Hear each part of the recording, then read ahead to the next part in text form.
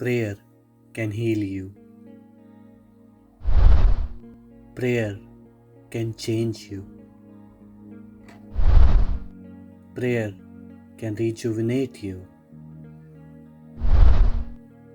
Come and join to experience the change. Come and pray the Word of God. Welcome, all my dear friends. Today, I'm going to share a very beautiful story which you must be already aware of. This story teaches us a very important thing which I will explain you at the end. Let's listen to the story. Many of us trust God. There was a man who trusted God too. One day, due to heavy rain, it started to flood. The man was struggling, and finally, when the water level started to increase, he climbed the roof of his house and started crying and praying to God to help and save him. After some time, a rowboat slowly approached to him, and man from the boat said, "I can save you. Come with me on my boat."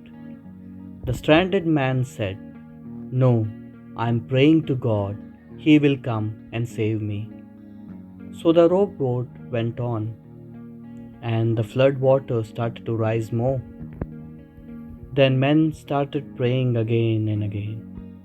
After some time, a big ship approached the stranded man, and the captain of the ship said, "Come to my ship, I can save you." The stranded man shouted back, "No thanks. I am praying to God. He will come to save me. I have faith." So the ship also went away, and the flood water started to rise more and more. Then the man started praying again, crying to the Lord. After some time, a helicopter approached, and the pilot said, "Grab this rope, and I can lift you in the helicopter, and you will be safe." The stranded man said again, "I trust my God. He is going to come to save me. You can go." So the helicopter also flew away. Soon, the water rose above the rooftop, and the man drowned. The man went to the heaven and finally got a chance to discuss the whole situation with God. The man exclaimed, "I trusted you, I had faith in you, but you didn't save me. You let me drown, and look, I am dead now.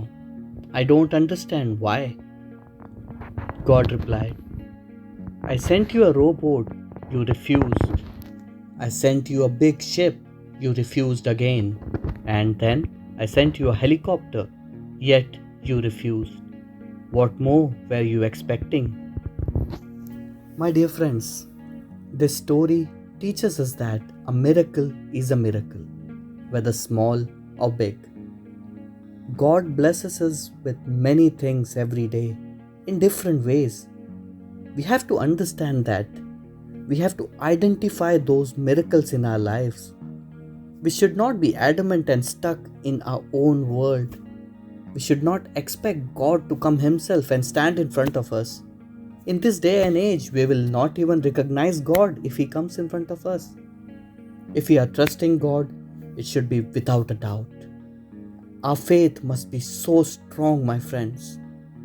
We should not wait for something big to happen. Sometimes, even small things can save us. That's why, thank God for each and everything He has given to us, small and big. Every second, every minute, every hour, every day of our lives, God blesses us with a miracle. Let's join our hands, close our eyes, and pray. Dear Heavenly Father, we come to you with empty hands and empty hearts.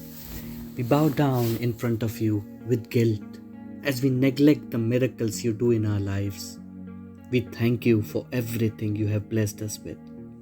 We thank you for what we are today and what we will be tomorrow. Lord, please help us to open our heart and accept you as our Savior. Help us to stay safe. We pray for all the people in the world who are in trouble, who needs you in their life. Show them the miracle which they are waiting for and help them to understand it.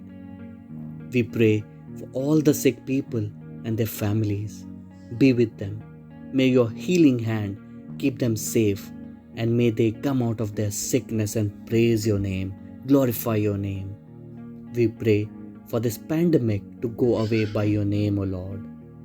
Vaccinations cannot provide us immunity, but we know your name can. Your name can save us from all the problems in our life. We thank you again, O Lord. Please be with us always. We make this prayer through Christ the Lord. Amen.